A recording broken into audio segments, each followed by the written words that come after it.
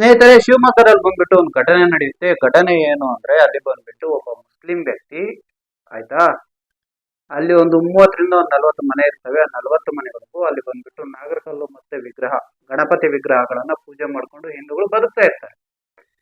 ಆದ್ರೆ ಆ ವಿಗ್ರಹಗಳ ಮುಂದೆ ಮನೆ ಕಟ್ಟಿದಂತ ಒಬ್ಬ ಮುಸ್ಲಿಂ ವ್ಯಕ್ತಿ ಬಂದ್ಬಿಟ್ಟು, ನಾನ್ ಬೆಳಗ್ಗೆ ಎದ್ರೆ ಆ ವಿಗ್ರಹಗಳು ನೋಡ್ಬೇಕಲ್ವಾ ಅನ್ನೋ ಕಾರಣಕ್ಕೆ ಬಂದ್ಬಿಟ್ಟು ಆ ವಿಗ್ರಹಗಳನ್ನ ಕಾಲಿನಿಂದ ಒದ್ದು ಹಲ್ಲೆ ಮಾಡಿದ್ದಾನೆ ಅನ್ನೋದು ಅಲ್ಲಿನ ಸ್ಥಳೀಯರ ಅಭಿಪ್ರಾಯ ಆಗಿದೆ. ಆರೋಪ ಕೂಡ ಇದೇ ಆಗಿದೆ. ಸೊ ಸ್ನೇಹಿತರೆ, ಇಲ್ಲಿ ನೀವು ಗಮನಿಸೋದಾದ್ರೆ, ಇವರ ಒಂದು ಮಾನಸಿಕ ಮನಸ್ಥಿತಿ ಆಗ್ಲಿ ಅಥವಾ ಈ ಮತೋನ್ಮಾದ ಅನ್ನೋದಾಗ್ಲಿ ಯಾವ ಮಟ್ಟದಲ್ಲಿದೆ ಅನ್ನೋದು ನೀವು ಯೋಚನೆ ಮಾಡ್ಬೇಕು. 100 ಜನ ಮುಸ್ಲಿಮ್ಸ್ ಇರೋ ಕಡೆ ಒಬ್ಬ ಹಿಂದೂ ಬದುಕೋದು ಇಷ್ಟೊಂದು ಕಷ್ಟ ಆದ್ರೆ, ಮತ್ತೆ ಅದೇ 100 ಜನ ಹಿಂದೂಗಳಿರೋ ಕಡೆ ಒಬ್ಬ ಮುಸ್ಲಿಂ ಎಷ್ಟು ಚೆನ್ನಾಗಿರ್ತಾನೆ ಅನ್ನೋದನ್ನ ಸ್ವಲ್ಪ ನೀವು ಯೋಚನೆ ಮಾಡಿ.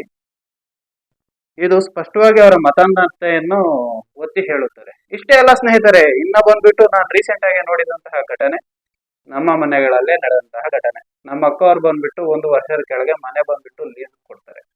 ಆ ಲೀಸ್ ಕೊಟ್ರೆ ಅಲ್ಲಿ ಮುಸ್ಲಿಮ್ಸ್ ಆ ಮನೆ ತಗೊಂಡ್ಮೇಲೆ ಆ ಮನೆಗೆ 2 ಕಡೆ ಬಾಗಿಲು ಇರುತ್ತೆ. ಒಂದು ಕಡೆ ಇದ್ದಂತಹ ಒಂದು ರೋಡ್ ಕಡೆ, ಮೈನ್ ರೋಡ್ ಕಡೆ ಇದ್ದಂತಹ ಬಾಗಿಲು ಕಂಪ್ಲೀಟ್ ಆಗಿ ಕ್ಲೋಸ್ ಮಾಡ್ತಾರೆ. ಕ್ಲೋಸ್ ಮಾಡಿ ಮತ್ತೆ ಕಾಂಪೌಂಡ್ಗೆಲ್ಲ ಶೀಟ್ ಎಲ್ಲ ಹೊಡಿತಾರೆ. ಕಾರಣ ಏನಿಲ್ಲ, ಇಷ್ಟೇ ಸಿಂಪಲ್. ಅಲ್ಲಿ ಬಂದ್ಬಿಟ್ಟು ಆ ರೋಡ್ ಅಲ್ಲಿ ಎದುರುಗಡೆ ಬಂದ್ಬಿಟ್ಟು ಯಲ್ಲಮ್ಮನ ದೇವಸ್ಥಾನ ಇರುತ್ತೆ. ಈ ಕಾರಣ ಕೂಡ ಆಗಿರ್ಬೋದು. ಸೊ ಇಲ್ಲಿಗೆ ಅರ್ಥ ಮಾಡ್ಕೊಳ್ಳಿ, ಹಿಂದೂಗಳಿಗೆ ಏನಕ್ಕೆ ನಾನು ಪರಿಪರಿಯಾಗಿ ಕೇಳ್ತಾ ಇದ್ದೀನಿ ಎಚ್ಚೆತ್ಕೊಳ್ಳಿ ಅಂದ್ರೆ ಇಂತಹ ಕಾರಣ. ಅದೇ ಇವ್ರೇನಾದ್ರು ಸಂಖ್ಯೆ ಜಾಸ್ತಿ ಆಯ್ತು ಅನ್ಕೊಳ್ಳಿ, ಅವಾಗ ಹಿಂದೂಗಳ ಪರಿಸ್ಥಿತಿ ಹೇಗಿರುತ್ತೆ ಅನ್ನೋದು ಯೋಚನೆ ಮಾಡಿ. ಸೊ ಎಚ್ಚೆತ್ಕೊಳ್ಳಿ. ಇರ್ತೀನಿ. ಜೈ ಶ್ರೀರಾಮ. ಇದಕ್ಕೂ ಮೊದಲು ಬಂದ್ಬಿಟ್ಟು ಅಲ್ಲಿ ನಡೆದಂತಹ ಒಂದು ಘಟನೆ, ಒಂದು ಕ್ಲಿಪ್ ನಾನು ನಿಮ್ಗೆ ಪ್ಲೇ ಮಾಡ್ತೀನಿ, ಕೇಳಿಸ್ಕೊಂಡು.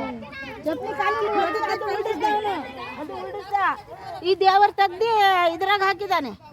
ಅದೇ ಇಲ್ಲಿದನ್ ಕಾಲೆತ್ತಿ ಒದ್ದಿದಾನೆ. ಅದಕ್ಕೆ ವಿಡಿಯೋ ಮಾಡಿ ಅವ್ನ ಕಾಲ ಮುರಿಬೇಕು ನೋಡಿ. ಹೋಗ್ತಾ ಸತ್ತುಳ್ಳ ಸ್ವಾಮಿ ಅಂದ್ರೆ ವಿಡಿಯೋ ಮಾಡಲ್ಲ, ಕಾಲು ಮುರಿಲ್ಲ. ಹಂಗೆ ಹೋಗ್ಬಿಡ್ತಾನೆ. ಮನೆ ಶೇರ್ ಮಾಡ್ತಾರೆ. ಒಬ್ಬಳೇ ಇರೋದು, ತಡೀರಿ ಸ್ವಲ್ಪ. ಇಷ್ಟು ಜನಕ್ಕೆ ಹೋಗ್ತೀರಾ?